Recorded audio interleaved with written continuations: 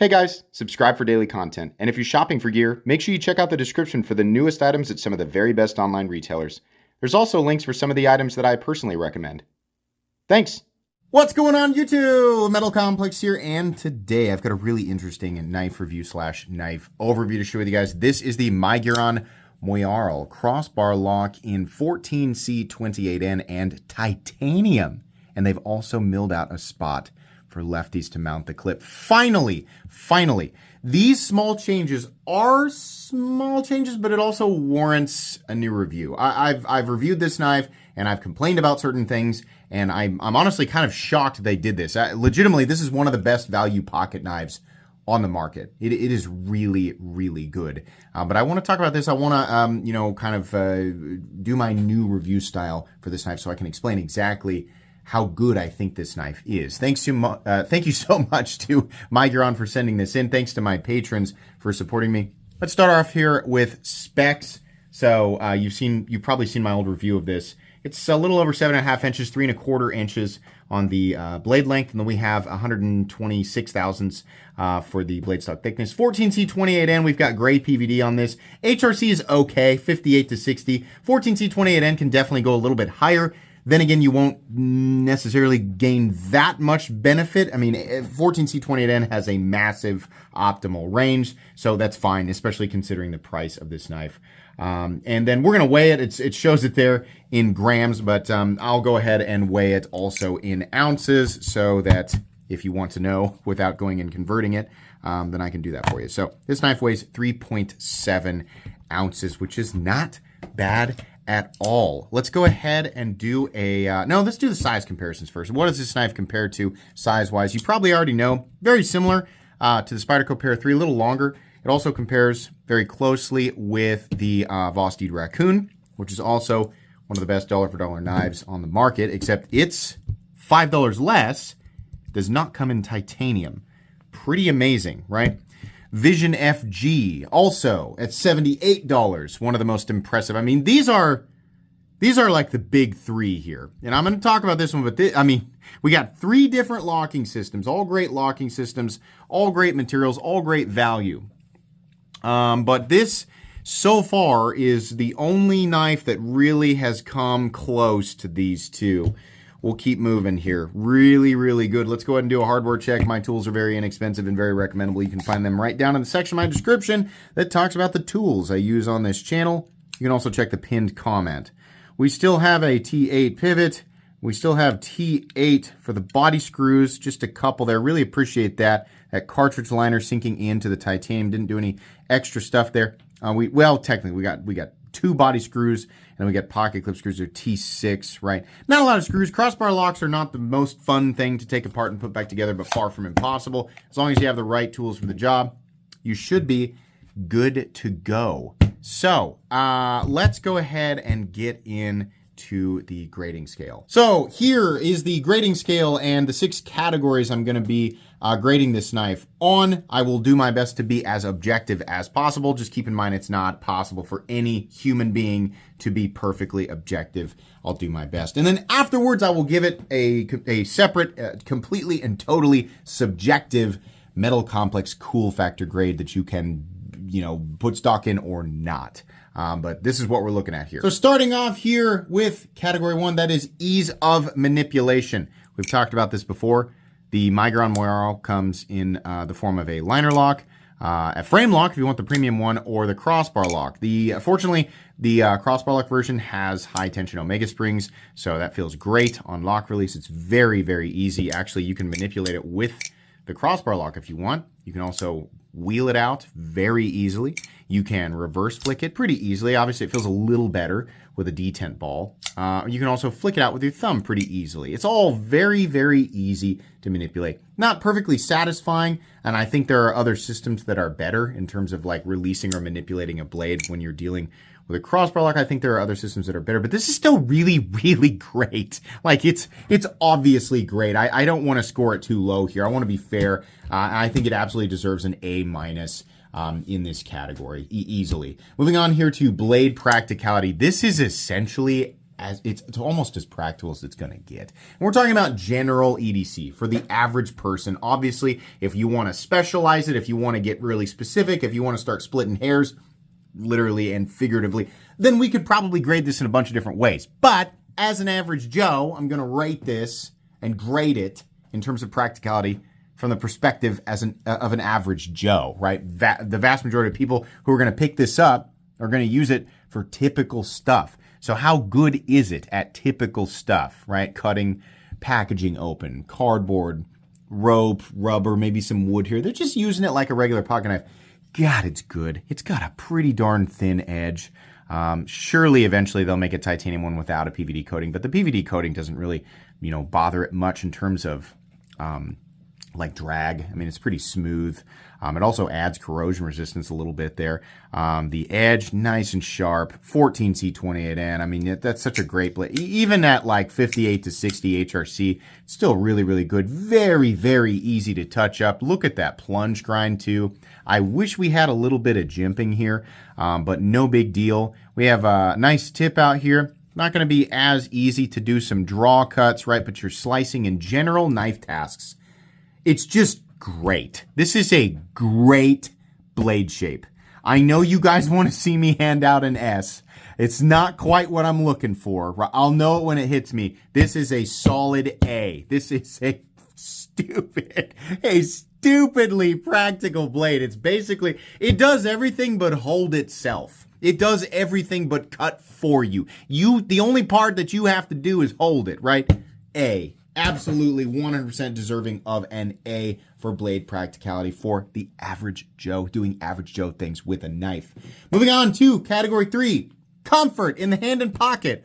Obviously, this is a comfortable knife. I've talked about this many times with the Miguron Moyarl. Stupidly comfortable. The titanium has an awesome feel. The problem with titanium is that it's slightly heavier. In this case, it didn't really matter. It still comes in at like, what did I weigh it at? 3.7 ounces. And honestly, the balance is still not bad. It's also a little slippery. This definitely could have, despite the lock-in being great. I mean, I don't feel, it's slippery. The titanium's more slippery than the G10 or micarta, or whatever versions it comes in. But I don't feel like I'm going to drop it. The lock-in zones are really good. The transition from choke up to choke back, it's all good. I want some jimping up here. That would have been great. And I would have loved some type of texture pattern. Now, the problem with that is they would have only been able to texture part of it without creating an eyesore or making it more difficult for the knife to go in and out of your pocket. The benefit of leaving it smooth is that on both sides, the pocket clip is riding over the smooth surface. We texture it. We got a little bit more gripitude, or whatever Nick Shabazz used to say. Definitely, but then you have the pocket clip riding on texture, right? So only put the smooth part on one side. Well, the problem is you have mounting positions for the pocket clip on both sides. So we're going to make it smooth for one type of person and not for the person who has the other dominant hand. No. So texturing is kind of difficult there. But truthfully, it works without the textured handle. I wish if they could find a way. They could find a way to do a texture pattern where they work in a bald spot on both sides and it's part of the design. Would be super cool. I don't care what the pattern is. That'd be great, right? Also, some jimping up here would definitely be awesome. And then the pocket clip is almost perfect. I would prefer a pocket clip more like this, where it goes down and swoops up. This kind of goes straight and comes down and comes up and over. Still very easy to get in and out of the pocket. Not quite what I would call a perfect clip. MXG deep carry clip for the Para 3 is essentially a perfect clip, minus the screws not being recessed. But very, very good. Overall, right, for comfort in the hand, and in the pocket, getting it in and out of the pocket, it's not perfect, but it's really great. I'd give it an A- there in that category. Category 4, which is reliability. The whole knife is made very, very well, and we'll talk about that a little bit more when we talk about, the overall quality. But this category is specific to reliability, and on a folding knife, the biggest element when it comes to reliability is arguably the locking system. Miguron does a good crossbar lock. It's high tension omega springs. The engagement for the system itself is very, very good, very reliable. The problem with a crossbar lock that utilizes omega springs is the omega springs can break. It's just the case. Sometimes you'll have a knife with omega springs for 10 years and nothing will happen. Sometimes it will break the next day after you buy it. Now, omega springs can be replaced. They're very inexpensive. And honestly, Miguron might just send you additional omega springs if yours breaks. Personally, I have never broken an omega spring in a crossbar lock, but I have read from countless people that it definitely does happen. So the crossbar lock system is a very strong and very reliable system. I'm not saying it's a bad system, but it is not a system that can get the S tier or the A tier, not at least not in the form that it currently is. So as high as I've been scoring this locking system is a B+, which is the top end of good. That is a good score. It is a good locking system. I think there are better, more reliable locking systems, but I think this is a good locking system, teetering on great. It's just the omega springs keeping it from being in that A tier, but still awesome. No reason to shy away from an omega spring crossbar lock. Moving on here to overall quality. It's very, very good, right? And you know, I want to judge the overall quality not like up against everything in the knife world. I want to judge it specifically against its competition. So this is right there in budget territory, like right at the top end of budget territory. And Miguron does some of the best work in the budget world, right? Now, this isn't necessarily doing anything crazy over, above, and beyond. As far as the machining goes, it's very, very good. I don't see any flaws or anything like that. But when I'm handing out, like, you know, what I'm looking for, because I'm sure at this point people are like, what are you looking for as far as handing out that S tier, which I haven't done yet, and I'm not going to do for overall quality, right? It would really have to be something so outrageously good, something that separates it completely and totally from everything else in, you know, its direct competition zone. And while this is very good, very great, right? It's not there. So I'm going to give it an A-. Certainly, there could be little teeny tiny things that could add to the overall feeling of quality on this knife, right? Not necessarily things that it needs, but things that would make it feel a little bit better, right? Texturing, contouring would be really, really nice. And again, a lot of this is preferences, so I know a lot of people would say this is kind of unfair and it's more of like personal opinion based, and you are correct, right? There's going to be a little bit of that no matter what. But I'm still going to give it an A- because the quality is extremely, extremely good, extremely great, right? If I'm using the right words that coordinate with my own grading scale there. But yeah, oh, absolutely. The quality's amazing. The lockup, completely and totally solid. There's no lock stick. The centering is right on. Like, it's all there. It's all what I want it to be, right? It's just like there's always, you know, room for a little bit of extra here and there. And if they had gone completely and totally out of their way to add little elements of, you know, not necessarily just fit and finish and precision of machining, but little elements that make it feel, you know, more paid attention to, or more time was spent on the design versus other things in this territory, right? I probably would have scored it a bit higher. So that's a kind of there, you know, kind of in and out of that category, but that's more so what I'm looking for there. Still a great score, A-, right? Now, in terms of value versus the competition, the the only thing holding this back, this is as close as I could, as I have ever been to handing out that S grade to something. The only thing that is holding it back is the fact that, you know, had they done something completely and totally outrageous, like put S35VN on this thing and charged $75, like that's what this costs, right? But titanium and 14C28N and the overall quality, like, it's still, that is absolutely amazing. That's great. It's such a great value. No, I have no complaints about that. There are so many companies that would charge 120 plus for this exact knife, right? But this is nice. It really is. I mean, it's solid titanium. They did a great job building this, right? Everything just feels really, really nice. So as far as the value versus the competition, there are other knives out there, I think, that are close and build the same, but this is, I mean, this is superb value. Now, if you don't care about titanium, right, then you might just be like, well, that's just why do I don't need that. I'm just paying more money than the standard Moyarl for a material that I don't care about, right? And that's fine. They make a less expensive version of this knife in micarta or G10. It's just not milled out for lefties. That's the one that I would recommend to you, and I also think that those are great value knives.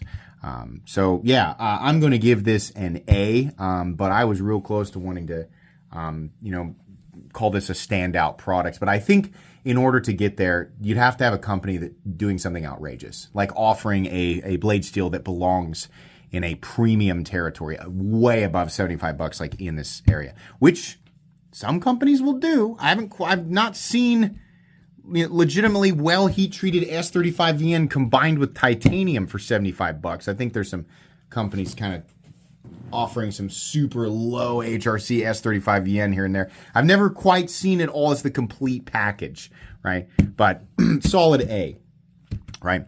So really, really excellent score there. And then moving on, let's talk about my own personal subjective metal complex cool factor score, my enthusiast collector. How electrified, how excited am I as an enthusiast collector? Well, this is a weird thing, but like as far as the enthusiast collector, there's not really anything here that makes me go, oh my gosh, it's so super duper special, like in that territory. So this is weird. I'm actually gonna, like, the cool factor for me is the fact that this is such an incredible value. That is the cool factor for me. And I do get excited about budget knives that do, maybe aren't necessarily the wildest or craziest looking knives, but they offer something spectacular for far less than their competition. Miguron is doing that, and that's what's so cool to me. I also just love the comfort of this. I mean, this is a knife that I would reach for and use. I think it can still be a little bit better. But it's incredible. It's really incredible. It doesn't necessarily do anything more than that for me, right? So as far as my own personal score, and again, some people might think I'm judging it low, but I want to remind you, this is a good score, right in the middle of good. A B. I'm going to give it a B as far as cool factor. But this is separate from the objective categories in the review, right? So I want to move on here and talk about whether or not I would recommend this to the average person. And the answer is, oh my God, yes. Are you kidding me? Look at this final scorecard. I mean, it's one of, as of this time, right? As long as this knife remains to be the price that is, which is $75.88, it's essentially a budget knife. We got A minus, A minus, B plus, A minus, A. It's one of the best scorecards I've ever given out. Ever, right? And you can take or leave my own, subjective score. But the categories that ultimately decide, from my perspective, whether or not a knife is good, yeah. This knife is extremely recommendable. This is a knife that I would absolutely recommend to the average person. It's a great size for EDC. It's not too bulky, too big. It's not inappropriate necessarily in any, it might be slightly heavy for athletic shorts, but not bad. Balance is good. Blade steel good, right? I mean, your cutting, not your cutting edge, the blade practicality, right? The blade geometry and shape and all of that. So easy to touch up and maintain. I mean, little bit of downside there with the Omega springs, potential breaking, right? It'd be awesome if we could find a way to implement a coil spring in a system like this. But hey, nothing wrong with the compression lock. It's just a great, great knife. Highly recommendable. I don't care who you are. As long as this is a legal knife to own and carry wherever you exist, I would definitely recommend it. It is technically 88 cents over the line. It's too close. Miguron, make this $74.99.